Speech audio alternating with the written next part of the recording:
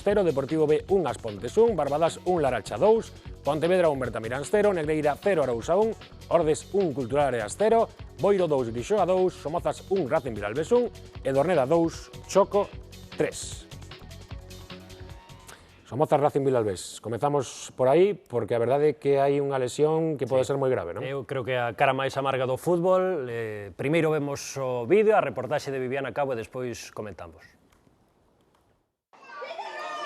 O partido entre os Somozas e o Vilalbés quedou marcado pola grave lesión do central chairego Roberto Prieto. Todo se paralizaba no minuto 18 do segundo tempo. Tras a ocasión dos Somozas, o disparo a queimarroupa de Rubén Gómez, Roberto quedaba derrubado no céspede. A ambulancia chegaba a Pardiñas media hora despois para trasladar ao hospital Juan Cardona de Caranza. A primeira exploración confirmou que sofre unha rotura de nocello con desplazamento e de ligamentos. Desde o banquillo parece que é el solo. O sea, simplemente se comete esa acción el solo, sin ningún rival. Non creo que non lle toca a ningún rival. É unha auténtica vergonza que nun campo de fútbol tarde unha ambulancia 30 minutos. Non estou dicindo que sexa culpa do equipo, ni moito menos, pero eu creo que se chega a pasar, a verdade é que é unha lesión moi grave, pero chega a pasar algo peor, houbera quedado aí no campo, non? É unha mágoa, non? O Roberto, pois, bueno, un futbolista que coa destrei tamén no Vilalbés, bueno, espero que a partir de agora que lle saia todo ben e que se recupere e seguro que volverá a xogar como sempre. Os dous conxuntos querían suspender o encontro, atopáronse coa negativa do colexiado del Río Amor. O Vilalbés viña de adiantarse no marcador pouco antes do incidente nun córner e Fren aproveita o rexeitamento do porteiro Abraham para marcar. Suma xa 4 goles nesta liga. Despois de máis de media hora de parón, na reanudación empatou os Somozas. Tamén a balón parado, nun saque dende o Curruncho, botado por Pablo Antas, superaba José Ángel Roberto Baleato. 1-1, final. Tiñamos o partido totalmente dominado e despois pasou a un segundo plano, non? Pero, bueno, o peor que non lle puidemos dedicar a victoria, pero o importante é que se recupere, que o fútbol sí que pasa a un plano secundario, non? O resultado neste partido é o de menos. Agora, o sea, estamos conmocionados polo que lle pasou a Roberto, pero, bueno, desde aquí mandarlle moito ánimo. Pois iso, ánimo, sorte para o futuro, para un Roberto Prieto, Gus, do que sabemos algunha última hora, está sendo operado agora mesmo, non? Estaba no hospital, tentaron reducir ese problema, o que pasa é que tamén hai unha hinchazón. Bueno, supoñemos que ao longo dos vindeiros días será cando consigan reconstituir ese nocello e que a recuperación sexa canto antes. Temos novo líder, non? O Cerceda, bueno, ainda que tampouco é moi significativo a estas alturas o líder, que todas as xornadas vai bailando na terceira división. Se igualdade hai na segunda B, tamén igualdade hai na terceira. Non sei, Rafa, desapareceron 3 equipos de primeirísimo nivel na terceira e este ano creo que ninguén se atreve a facer cábalas, xa non só por quen entra entre os 4 primeiros, senón por quen vai ser o primeiro. Sí, seguro, porque ademais o ano pasado intimidaba moito o nome do Compostela, o do Racing, o do Celta B, e este ano pois, o abano de aspirantes abriuse moitísimo, e a partir de aí medran as expectativas e as ilusións de equipos que posiblemente pois, o ano pasado non tiñan estas ilusións, e iso fai que a Liga sea máis atractiva. Estamos a ver golazos, o de Carlos Campo, 1-0 do Alondras, fallou un penalti Carlos Campo, por Alondras puido ser o 2-0, golazo de Jacobo Eibe do Cerceda na acción do empate. Este é unha acción de contra rapidísima do Cerceda, co gol marcado polo ex do Deportivo B, do Montañeiros, Jorge Cano. Así se chegaba o tempo de descanso.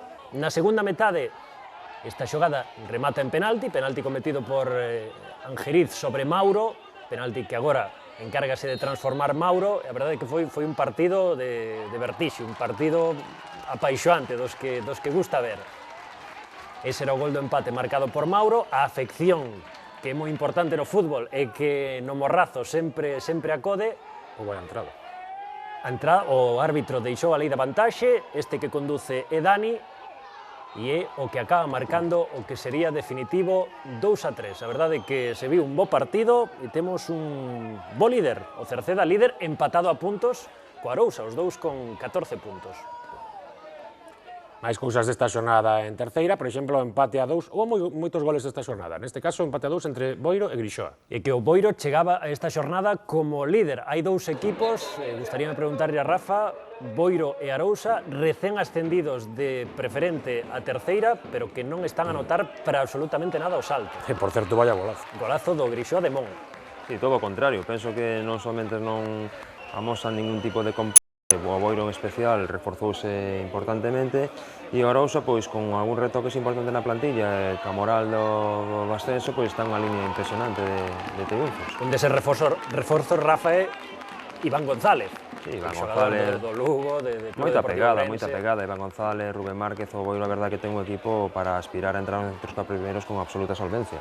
O empate onde Iván González e a xogada do 2-1 en apenas un par de minutos remontou o partido este Adrián Armental, outro exxogador da segunda división B na súa etapa na Sociedade Deportiva Compostela. Aí está a celebración de Adrián, pero ao final o Grixoa, aínda estando con 10 xogadores, pola expulsión de Diego Peña, conseguiría empatar con este tanto marcado por Brais Calvo. Que ben fai ese remate coa esquerda, espectacular, un xesto técnico. Non era nada sinxelo. Lembren, con 10 o Grixoa e remataría o partido con 9 contra 11, sacou un punto dun campo moi difícil. E o Pontevedra custoulle, pero finalmente gañou o seu partido ante o Bertamiráns. Moito. E que hai un gran favorito, ou había dous grandes favoritos a priori, que son o Pontevedra e o Depor B, e como lles está a custar, Rafa, os dous equipos sacar os partidos adiante. Sí, bueno, eu ademais que son de Pontevedra, coñezo bastante a idiosincrasia do clube, decir que, bueno, é normal que o Pontevedra neste entre os xogadores teñan un lastre importante de presión.